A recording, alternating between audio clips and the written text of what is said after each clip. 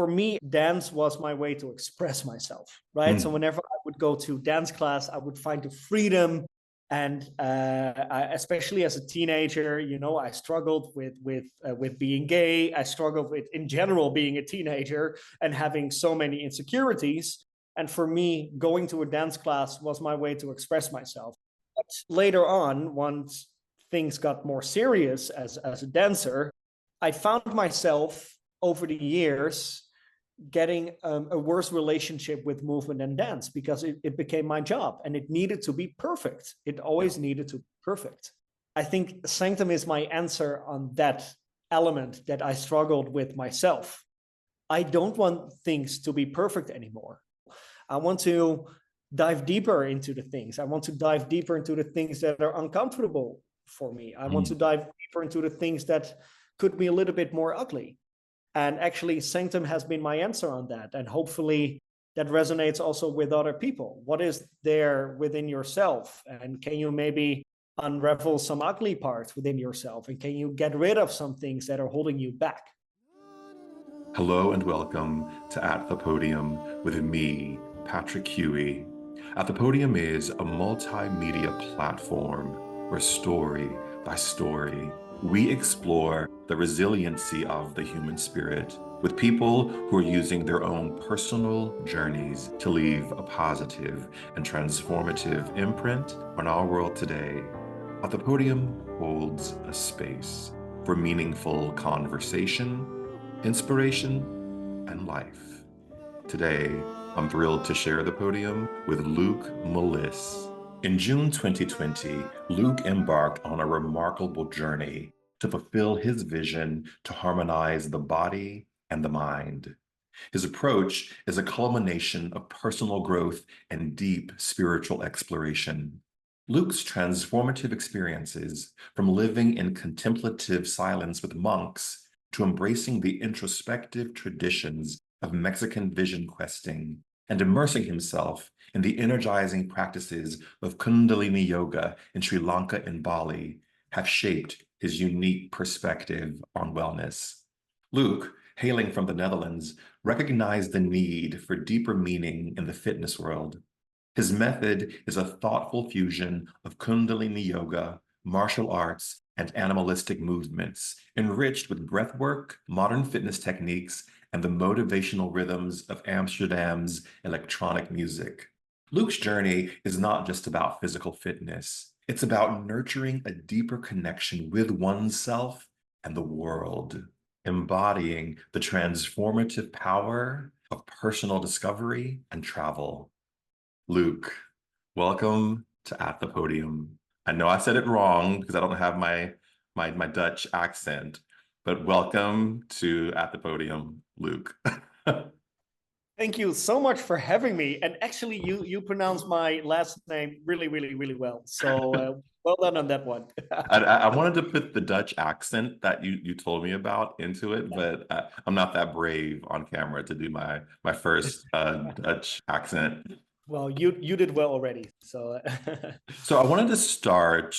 There is a great quote from you in British Vogue about Sanctum, which has been described as many things, but it's been described as what I love. It's been described as a nomadic movement. And this is what you say about it. You say, well, I'm going to read the quote first, and I'll let you respond to it. What you said to British Vogue was, at Sanctum, we invite participants to break out of the urge to be perfect. We let out the parts of ourselves that we would usually hide. We invite and embrace the whole self. So for the people who are listening or watching who don't know, what is Sanctum and how did it begin? Sanctum is my little baby, which I started together with my partner in life and crime, Gabe. And Sanctum is on a higher level. It is a community where we use movement and expression to make a deeper connection with ourselves and other people. I have been realizing over the last years is if there's one thing we need, then it's the need for connection. We live in a world where loneliness becomes actually a big disease in the Western part of the world. And I wanted to create that safe space a Right. safe space where you can be yourself, where you can make a connection with yourself and also with other people. And that's why I created Sanctum. For me, as a background, I used to be a dancer. When I was 8 years old, my mom took me to a theater show, and I told my mom, this is what I want to do. She had no idea how serious I was until I ended at the Academy for Ballet when I was 11 years old. And I ended up in a musical theater. After my dancing career, I naturally dove into the sports world, where I have been teaching cycle classes, reformer Pilates classes. And to give you more background information, my mom was a medium. She was a very spiritual person. Why I'm explaining all this is the reason why I created Sanctum is I wanted to create a sequence where we combine physical work with emotional work and energetic work. Because those three elements I found out work really well for me. I love to work on my physical body, on my emotional body, and on my spiritual body. And I found out that in the offerings nowadays, you can only choose one of the three, right? You go to a mindfulness class, you go to a cycle class for your body, and you go dancing for your emotional body or whatever you want to do. And that's why I wanted to bring those three elements into one class. So I started to play around with elements such as high intensity movement, Kundalini yoga, martial arts, primal movement. And for me, a very important one is the power of your mind. So inspired by Dr. Joe Dispenza, by Tony Robbins. And I put that all into one big soup, and I created the Sanctum signature sequence, which is like a roller coaster where you go through all those elements from high energy, mindful energy. So yeah, that is the reason why I created Sanctum and what Sanctum is in general. Now, you, at 8 years old, you were studying, you wanted to study dance. You go off to the academy to study dance. And one thing that I sort of love about how you speak about dance and movement and Sanctum is you use words like there's a community aspect to it, that there is, you share your feelings. There is the joy of movement, the joy of celebrating with each other. It's a safe space, a space where you can be yourself. And a person who comes from a balletic background, I wonder where it's so about, in many ways, in the beginning at least, it's about structure and lines and choreography. I'm wondering how you moved into this idea of a more holistic, a more unifying view of what movement is and dance could be. That is a great question. And that brings me back to the reason why I started, the reason why I told my mom, I want to become a dancer, is for me at that moment in time, dance was my way to express myself, right? So whenever I would go to dance class, I would find the freedom. And especially as a teenager, I struggled with being gay. I struggled with, in general, being a teenager and having so many insecurities.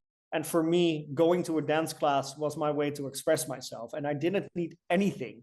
And I fell in love with listening to the piano and moving and flowing and using my body to express myself. But later on, once things got more serious as a dancer, my hobby became my job. There were performance points involved, and I found myself over the years getting a worse relationship with movement and dance because it became my job and it needed to be perfect. It always needed to be perfect. And I think that brings me back to the quote that you were reading at the start. I think Sanctum is my answer on that element that I struggled with myself. I don't want things to be perfect anymore. And I found myself as a dancer and as an actor trying to be perfect with everything I did.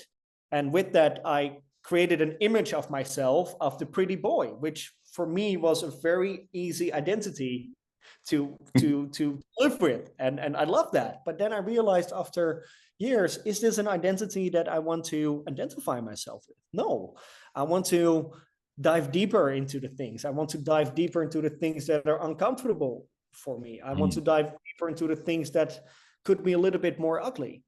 And actually, Sanctum has been my answer on that. And hopefully that resonates also with other people. What is there within yourself? And can you maybe unravel some ugly parts within yourself? And can you get rid of some things that are holding you back? So yeah, that's actually a great question. And it's a part of my journey. You know, I think we all struggle with perfection. You know, I know even doing this podcast, I'm probably hyper aware and hyper sensitive to everything that happens and goes on. And there's this idea that if it isn't 100% right, it's bad. And I think, you know, I have a background in the arts as a musician, as an actor as well. And there is that when you are in the academy of whatever it is that you're doing, there is that piece of you that is taught to strive for perfection, because that is not maybe the stated goal, but that is the understood goal in many endeavors, that you should be at 100% of whatever that is. And so I think your way to finding freedom from that and true self-expression through Sanctum is really interesting to me. As a fellow artist, though not a pretty boy, never had that problem. You are, come on. Listen, one thing that I think is really interesting about Sanctum is that people are wearing headphones. Yeah. And I wonder how you discovered that piece of the puzzle, but also the why of that. Why are they in the, it's beautiful to watch when everyone is in the headphones and there's the candles and you've found some beautiful spaces to be in. But why those headphones, and what does that contribute to the Sanctum experience? Well, we call Sanctum an experience and not a class, right? And so part of an experience is that all your senses are involved, right? It's what you see, it's what you hear, it's what you smell. And so we create our experiences focusing on all of our senses. That's why our daily classes in Amsterdam and London are in churches. You will never find us in a gym area with bright light. There is Gopal, there is walking music. So we really believe in the power of all of our senses. And when we were creating Sanctum, what I felt myself intuitively in classes is that I would hear my neighbors a lot, or I would be far away from a speaker or close to a speaker. And with that, I lost the connection with the instructor. So we started thinking, how can we make it more of an immersive experience? And how can we have the participants have a one-on-one conversation, basically, with the instructor? We call our instructors guides because they are more guiding the experience. And that is started to try out working with headphones. And we have been creating our own sound system. So we wanted to have the best quality. So we built a whole suitcase with the best microphones, with the best music quality, because we believe in the highest quality, and only then you can really create immersive experiences. And what we realize is that the moment you put your headphones on, you go into a safe space. Yesterday, I had a class with bankers, and they were like really stiff political bankers, and they saw me and they thought, oh shit, are we really gonna do this? And the moment they put the headphones on, they went into their own world, because you are less aware of your surroundings, you are less aware of the sounds you are making. So it creates a safe space in general. But with that safe space in general, you also create a community because you all listen to the same sounds. So it's also very unifying. And with that, you hear my voice or the voice of one of our guides literally in your ear. And there has been quite some studies about, and this is a funny one. One professor, he studied once, why is it possible that when you watch a movie in the airplane, you tend to cry faster than when you watch a movie on your sofa? And apparently, when you listen to voices or music through headphones, your brain starts to receive them as if it were your own voice. So you identify yourself faster with words and music if you listen through headphones than when you listen to it through speakers. So a lot of things at Sanctum we created intuitively, But later on, and we find out more and more, the power of certain technology, the power of certain movements, the power of collective movement. So that is the reason why we started with headphones, and we see how well it works and resonates with everybody. Are you surprised by how successful Sanctum has become in just 3-4 years, and like the hunger that people have for it? Does that surprise you? If I'm really honest, from a deeper perspective, no, because it feels like a mission which I have. And well, we opened Sanctum 2.5 years ago, but 4 years ago, I already had visions when I was meditating that I would stand in front of a huge crowd, like in a stadium. And in September, we have our first event in a stadium. So I think from my very core and what that is, like a spiritual being or a higher level of consciousness, I don't know what it is. I am not surprised, but I think my ego is sometimes surprised, right? We all have our limited beliefs, and we all have our things we have to deal with and our personal growth. And I think sometimes over the last years, things went so fast that my ego sometimes has to adjust, right? Because your ego wants to stand in the way and says, oh, it's going too fast for you. You're not good enough. You cannot do this yet. And so those voices are, of course, always there. But I also realized that there is like this deeper core of me that knows its power and knows exactly which direction I have to go to. You know, it's so funny that you talk about the idea of imposter syndrome. And I think it's come up a lot on this show that people, some of the most successful people that I have had the privilege of speaking to, talk about the fact that even as they're achieving incredibly high, very visible goals, there is that moment, even if it's just a moment where they're like, do I deserve to be sitting in this chair? Do I deserve to be having the successes that I'm having? And I think there's something in the human DNA or psyche that sort of makes you question. And I think it's very humanizing to hear that very successful people have great moments of doubt. And I think what separates them, perhaps, and maybe you agree or disagree, is that you're still able to move forward in spite of the doubt and the voices that say, you don't belong here, or it's happening too fast, whatever the narrative track in your head is. Yeah, and I think we are a funny species, right? Because we are still developing, but we are developing in quite a slow pace. So actually, we're still hunters and gatherers. And thousands of years ago, the only thing that we needed to take care of was surviving, right? Is there a lion? Are we going to get eaten soon? And now we don't have that at all. So for the whole day, we don't have to take care of, will I survive if I go on the street? Well, maybe in New York or in LA. No, I'm just joking. Downtown LA, yes. Europe is really safe. No, but in general, we have less triggers in terms of, do I have to protect myself or not? But still, our brain works that way, right? So our brain is still looking for elements to think, do I have to go into survival mode? And when you add a lot of stress to that, you stay in a survival modus. And that's why we end up being in a survival modus. And survival mode is only about protecting yourself, and it's based on the past. And it's never focusing on the future. And that's why I think it's so important for us to find moments to become more mindful and to get out of that survival mindset, and to get out of a mindset that is only trying to protect itself. Because often a lot of people are in a survival mode for the whole day. What does it mean for you to have your partner, Gabriel, being a part of this journey with you? It is really special. It's also hard because we are partners. We are also business partners right now. But the most important thing for me is I see him from a different perspective. So I used to see him only as my partner, and he would work and I would work, and we would come home and we would have our private life. But now I sometimes find it really sexy to see him in a meeting, and I see him negotiating, or I see him coming in with new ideas.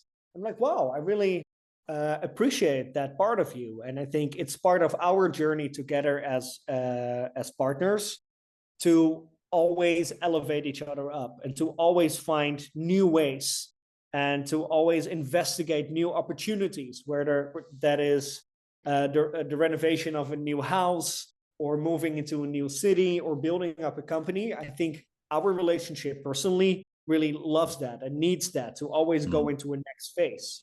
But not every relationship is created for that, right? It's also about who you are and how your dynamics are as partners. What kind of responsibility do you feel to the people who are following where you're leading with this? And it's been called a movement by many different people. So what kind of responsibility do you feel to the people who are following where you and Gabriel are leading? I feel a huge responsibility, actually. And sometimes it wakes me up at night. And it's great that you are asking this question right now. A month ago, we had our third edition of the Sanctum Frequency Festival, which is a festival like a Sanctum experience of 2.5 hours. And at the last edition, we had the honor to host 1,100 people. And after that Frequency Festival, I realized, after I had been speaking to 20 people, some in tears, some with a smile on their face, I realized more and more we have a huge responsibility for those people, because they don't go to a class only. They are there to express themselves. They are there to maybe find answers. They are there to feel safe. And I take that responsibility serious. And that's why the only thing I can be responsible is myself. So I am making sure that I take care of myself, of my physical self, of my emotional self, and of my spiritual self. So I don't drink, I don't do drugs, I meditate every morning, I try to read as much as possible, and I try to go at least 2 or 3 times a year to a very inspirational trip where I can learn. Because I'm also just a student and I can share with you what I know, but there is so much more to learn. So in a few months, I'm going to do my first Vipassana trip. Later this year, I'm going to go for a Kundalini deep dive to really deep dive more into the practices that I use in my offerings. Mental health has been a topic that we have covered on the show a lot. And oftentimes we look at it through the perspective of the person who is suffering or struggling or moving through a mental condition. And you've spoken about your mother's mental illness and her battle with alcoholism. And I wonder how that has impacted you, shaped you, and been a part of this journey that you're on now. Good question. So my mom, she was an amazing woman. She passed away when I was 21 years old. Life was too hard for her. She had a very traumatic youth, and she was also very spiritual and energetic. And she has been the best mom for me as she could be.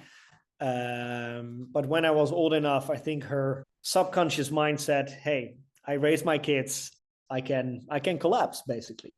And she, I don't like to use the word alcoholic, but for her, that was her way to stop feeling, I guess, and to numb herself.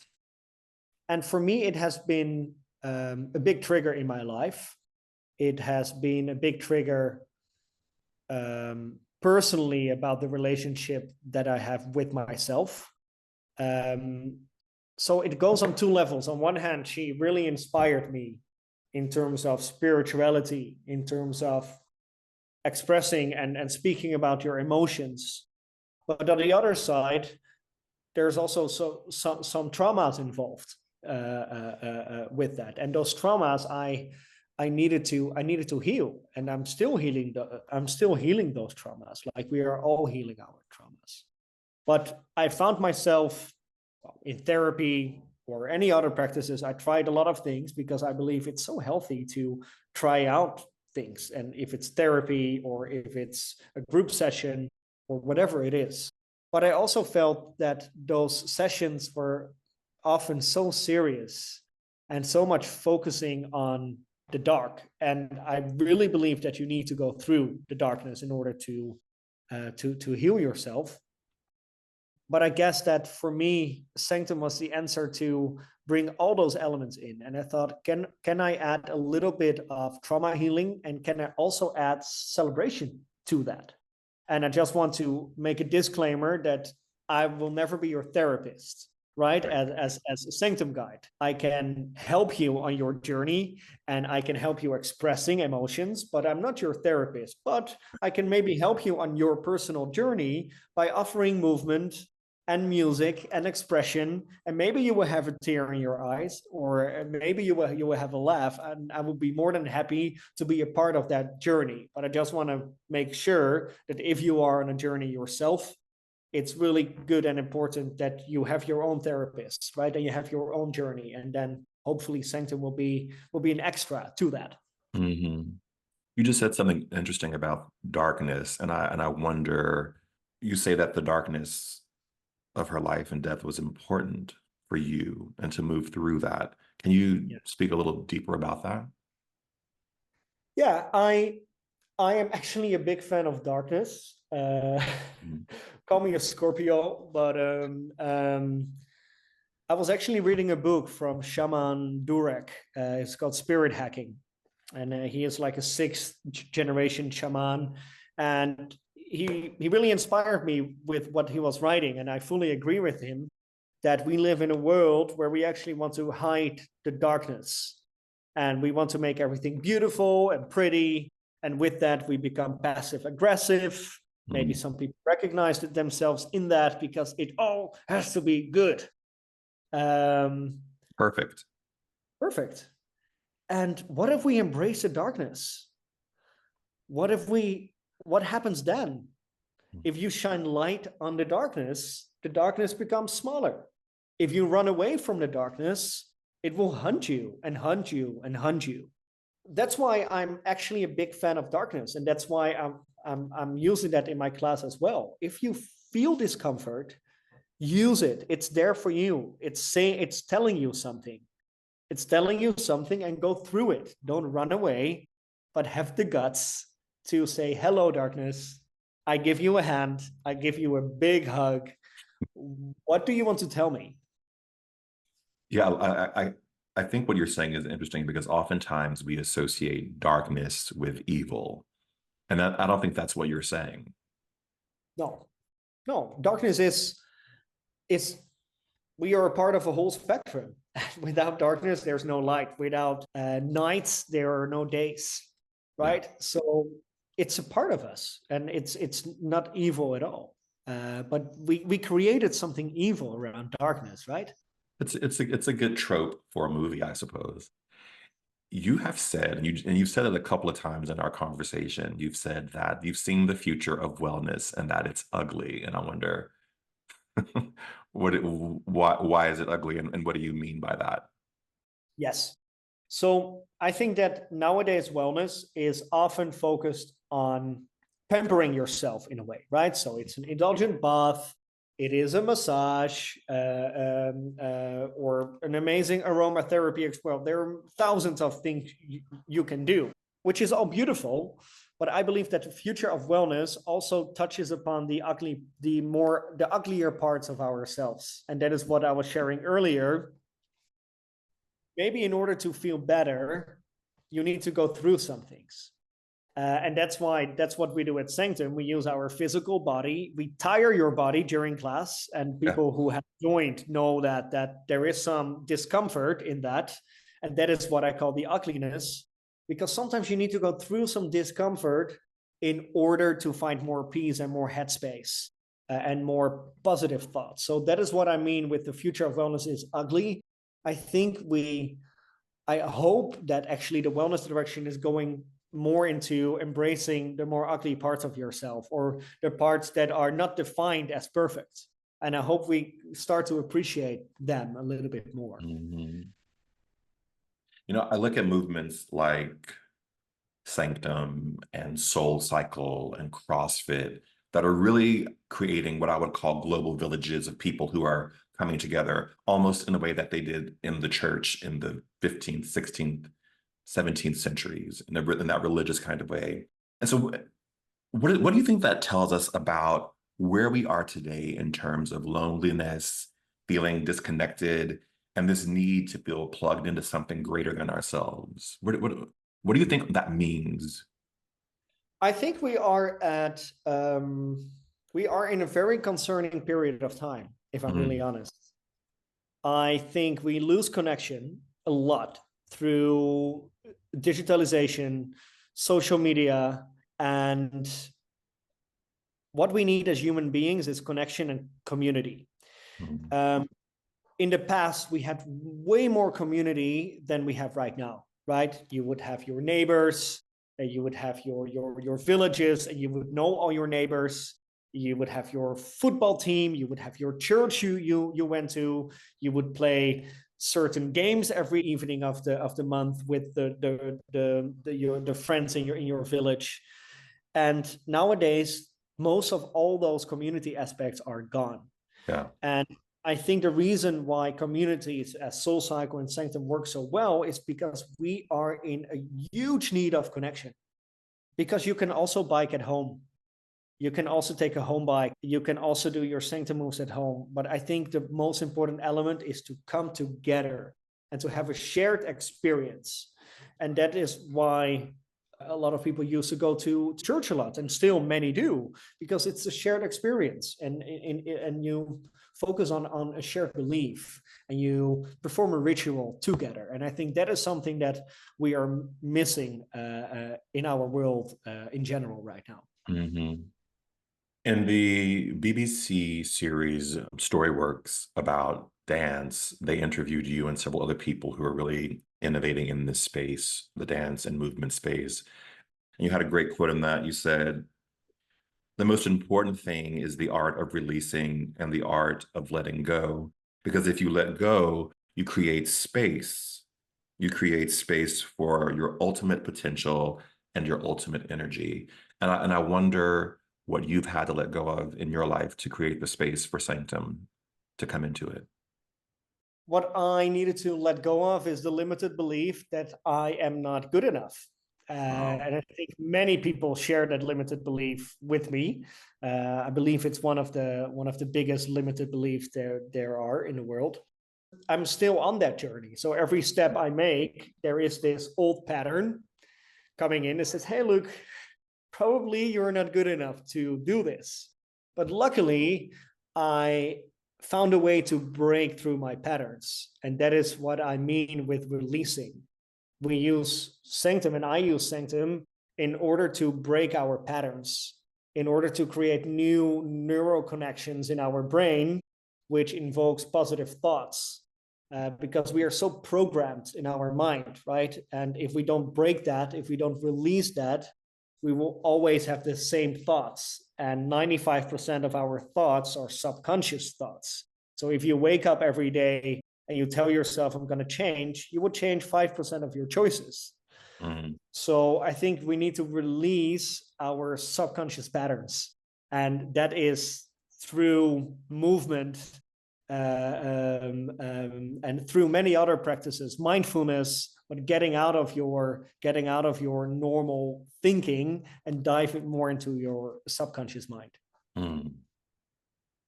So on this season of the show, I'm interested in exploring this idea of legacy and what we leave behind. And legacy is a very broad word, and what it means to people is very different depending on who they are and where they are in their life.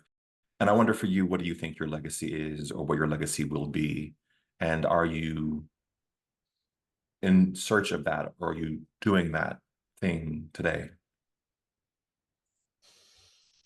Hmm. I think what I want to bring some positive impact in this world. Mm, I want to bring a positive ripple, and hopefully a wave. And my goal for this year is to empower other talents to create those experiences and to create that ripple, because it's not about me. it's about the impact we want to create. So if I can teach as many people as possible to host those experiences, then the impact will be bigger. And I believe that, well, there's many things we would need to focus on the coming 50 years, such as climate change and, well, many other things. And for that, we need a good mindset, and we need to connect with each other, and we need to love each other. So I would love to create some impact on everybody's mindset in order to stand together and together as one nation all over the world. So I know that is a lot, and that's why I would love to create this little impact, this little wave, and hopefully it will inspire others to create a bigger wave. Yeah, we need that big wave. We need to change the narrative right now. But for that, we need to change our mindset first. Right. So if we don't change our mindset first, we can tell each other we're going to work together, but we will be fighting after 5 minutes because we don't understand each other. So I think it starts with ourselves and changing our mindset into a more loving mindset. Luuk, thank you so much for your time today. I appreciate it. Beautiful conversation. Thank you so much for having me. And the questions were really, really great. So I feel honored to be here. Thank you. Thank you. And to those of you who are watching or listening, remember, we all have a voice. We will all leave a legacy.